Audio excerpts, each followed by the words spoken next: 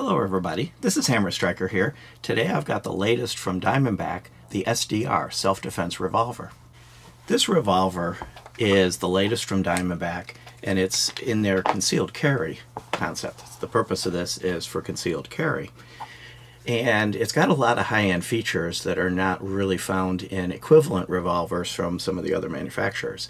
So when Diamondback sent us an email and asked us if we were interested in reviewing the SDR, I just said yes. I didn't even know what it was, because everything I've gotten from Diamondback over the years has been excellent quality, but they tend to play in the inexpensive, high-quality firearms realm. The sub $400 realm is where a lot of the various things that we've gotten have fit. So, but the quality has always been awesome. You've gotten what you paid for when you did that. So then I looked this up and I saw what it was going to be. It's like, that's going to be really cool. So what I've got here is an all stainless steel revolver with a stainless steel barrel. The barrel on this is 2 inches, and it's got a 45-degree target crown, so that it is set up to be mechanically accurate, and it's quite refined. Everything on this just works smoothly. Of course, it is unloaded. It does hold 6 rounds. A lot of the smaller ones in this category hold 5, so it holds 6 rounds. And it's chambered in 357 Magnum or 38 Special plus P. So you have your choice of different ammos. Everything just works smooth on it. The crane is smooth. The wheel moves smoothly. Everything just is refined. With all the stainless steel and the polishing, it's also a nice looking revolver. The other thing you'll notice about it is everything is curved or melted. So there's nothing snaggy on this. All the edges are rounded and polished. There's nothing to bite into you or snag. And it comes with this rubber grip that does have an exposed back strap. The grip is comfortable. It's really a 2-finger grip, but that's what this category of pistol is they're meant to be super small. This is a pocket gun, an ankle gun, inside the waistband, but very low profile, so that it's easy to conceal and easy to hide. It's basically equivalent to the Smith & Wesson J Frame size, or something like the Ruger SP101. And I do happen to have an SP101 here. I can show you just for a size comparison. Now this SP101 holds 5 rounds, but if I put them side by side, you'll see it's actually smaller than the SP101. SP101 sticks out at the back, and if I hold it with the grips, I'll do it this way, where it's sitting on the grips, you'll see the Ruger's a little bit taller. So it's actually smaller than the SP101 by a little bit. Now the SP101 does have an exposed hammer, just like the SDR. Many of the Smith & Wessons in the J frames are concealed hammers, so they're double action only. They do have a model 640 that does have, and by the way, I misspoke, it's a model 60 that it would be more close to this, that has the exposed hammer, so that you can do DASA, your choice. But let's talk about MSRP, because Diamondback does tend to be in less expensive. The MSRP is $777. It's kind of an interesting number they've chosen. That's not super inexpensive. You know, when you get above $600, you start to say, well, that's not super inexpensive. But let's compare that to what some of the others in this territory cost. So that Ruger I just showed you has an MSRP of $919. To get the refinement of the trigger and the upgraded sights, you'd go to something like the Match Champion, which will take you into the $1,100 territory. And the Smith & Wesson has an MSRP of $819. But again, to get this trigger, you'd probably need to go to the Pro, which would put you around $959. So it's coming in less expensive than the competitors, but coming in as if it were like a Performance Center Smith & Wesson with that level of refinement. Let's talk about the sights. Let's talk about the first thing. It has sights. A lot of revolvers in this category may have a front sight, some it's just a post. The Ruger does at least have a fiber optic. But this also has a fiber optic rear sight that when you kind of get it under the light, it lights up really well. Now these are not night sights, they're just fiber optic, but they're really easy to see at the range. They're low profile and they're snagless, so they're not going to interfere with your draw, but you've actually got sights. And another important note, I've got the hammer down and I can see the sights.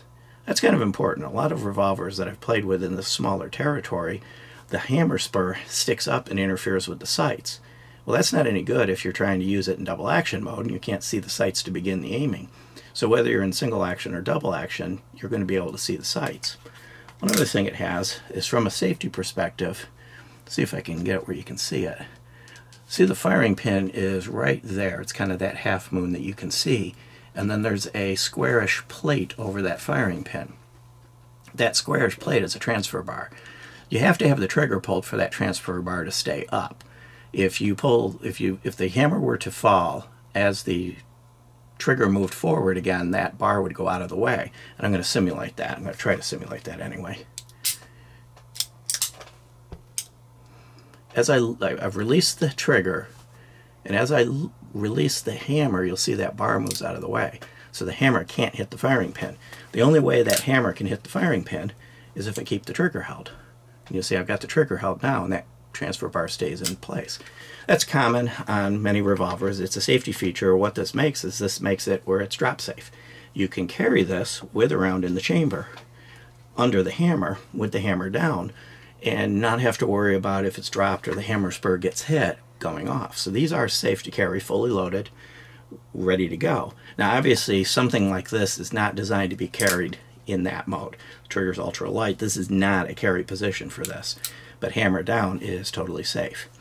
Unlike some of the competition, it doesn't have any internal locks or any of the other nonsense that is a potential failure point. Doesn't have the Hillary hole. It's smooth on both sides. And overall, well done. So I briefly did touch on the fact that this is designed to be small, and it is. It's 6.53 front to back from the two distal points. It's 4.44 tall, and it's 1.38 thick. And if you think about it, a revolver that's 1.38 thick, a Glock is 1.34. So it's not actually much bigger from around like this than a semi-automatic Glock. And that's important. Revolvers often are smaller footprint from end to end if you lay them down on something, but the cylinder makes them too wide to effectively carry, and that's not true of this. It's got a few other features that are nice. It has a push button release that works really well. It's got some serrations on it so your finger won't slip off it. You just push it in and it releases the cylinder. It's stiff enough and recessed enough that it won't accidentally get released in your holster, but it does release very smoothly when you want to do it on purpose. And it's got another nice feature. This button here, if I push this button, and it only works when it's open, I can just take the cylinder and crane assembly off. So it makes it much easier to clean. And one thing I found with this is it operates so smoothly, if I tried to clean it while it was in the gun, it just kept wanting to fall back in because it didn't stick. Some revolvers are kind of sticky and they'll stay out. This one just operates so smoothly. You can see I'm just kind of just briefly touching it and it moves nice and smooth with no noise. So cleaning the cylinder on this is quite easy, and everything is really polished. Even the chambers are polished. One thing I found is it was easy to load this, and even more importantly, it was easy to unload it after I fired it. The cases didn't swell and stick. Let me get a little bit of light in there. And you can see well-machined chambers. While I got this light in my hand, let me show you the barrel. Conventional rifling, very sharp, clean, crisp rifling. No chatter or anything else. It's just well done. And of course you see the target crown, which helps improve the accuracy and protects the rifling from things that might rub up against the front of it. Now to put this cylinder back in is as easy as pushing the button and sliding it back in and let go of the button, and it's back in business. So really easy to maintain, and if I push this button now when it's closed, nothing will happen. It won't come apart on me. So if it's in my holster and that button gets pushed, it's not going to do anything because it's now locked up. So let's talk about the trigger. First off, it is a double action, which is really smooth and reasonably light. Double action can be heavy on a lot of revolvers, especially the Smiths. They tend to be fairly heavy. Often people are changing springs and stuff to mitigate that. No stacking, nice and smooth. What you're seeing is the trigger right out of the box. I haven't done anything to it. This is just the way it came. Now let's go to single action mode. With that big spur, it's easy to get a hold of. With the serrations on it, your finger's not going to slip off it. You can see the serrations, but the trigger is awesome. That's the entire break, start to finish. Super smooth, super light, really crisp, nice trigger. That's where I was talking about you'd need to move into like the Match Champion or the Smith & Wesson Performance Center if you wanted to get an equivalent to this in another manufacturer. I had no functional issues with it. Loading, unloading, as I already mentioned, was easy. It was easy to shoot well, with one exception, and this is not a defect in the gun. This is designed to be a super small concealed carry gun. That's what it's designed to be. So it has a small grip, because if the grip was big, it would interfere with putting it in a pocket or something like that. So, but what I did find is my hands are big. They're not huge. Hammer's got even bigger hands, but I completely dwarf this grip. And you see that my trigger finger is way out here in front of the trigger guard. So I bring my finger in, I kind of got a pretty sharp curve on it. And with the grip and being small, it makes it a little difficult to pull super tight groups. Mechanically, this gun is accurate. I was able to pull good groups with it, but it was a little harder to put them where I wanted, not because the gun had any issues, but just because it's small, which is what it's intended to be. If you're going to carry this and you're looking for something small, you practice with it and you'll have no trouble whatsoever shooting it.